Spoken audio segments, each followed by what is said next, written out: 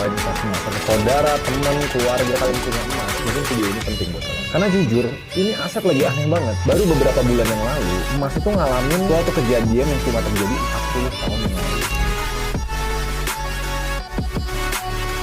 Dan mungkin pertanyaan yang paling basic, jadi sebenarnya emas ini masih worth buat gue beli nggak sih? Atau dari Pucukar kemarin gue harus jual semua emas gue? Sebenarnya nggak sesimpel itu. Karena di benak banyak orang, emas itu kayak safe haven. Ya udah mau gimana pun yang terjadi, beli ya aman aja. Tujuannya untuk menjaga kekayaan kita. Tapi kan beberapa bulan terakhir, pas emas nyentuh $5.000 ke atas, itu udah puncak tertingginya. Ada satu indikator namanya RSI. Dan indikator ini untuk menunjukkan seberapa jenuh atau berapa banyak orang yang beli emas gila-gilaan. Dan di momen itu RSI-nya itu sampai di atas 90. Itu titik jenuh beli yang paling ekstrim sejak 40 tahun terakhir. Bener-bener euforia di mana-mana. Orang tuh semua harus beli emas. Padahal gue yakin 100% mayoritas dari orang yang beli itu cuma ikut-ikutan. Mereka nggak tahu kenapa emas ini naik kayak orang gila ini. Karena habis harganya memuncak, tiba-tiba ada kejadian yang menurut gue agak nggak mungkin terjadi di emas. Naik turunnya kayak harga saham gorengan. Tiba-tiba boom nge-crash sampai 10% minusnya. Dan crash ini terburuk sejak 43 tahun yang lalu. Jadi bayangin ya, seumur dari mayoritas kalian hidup, ini mayoritas penonton gue ya, emas tuh nggak pernah bertindak kayak gini. Sampai ada beberapa analis finansial dan ekonomi. Padahal nggak lama-lama ini loh, baru beberapa tahun yang lalu. Dia bilang kalau emas sampai naik di atas 5.000, jangan cuma perhatiin harganya, perhatiin tanda-tandanya. Artinya ada sesuatu yang sangat amat besar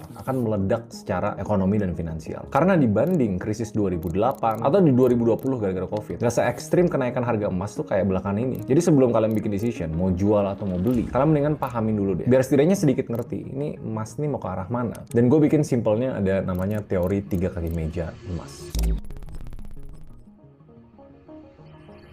Sebelum penjelasan politik atau ekonomi, at least kalian nonton harus ngerti nature-nya emas tuh apa. Karena emas itu nggak kayak saham, nggak kayak perusahaan. Ada operasionalnya, bisa kasih dividen, nggak punya cash flow, nggak bisa dipakai kayak properti. Jadi apa yang gerakin harganya?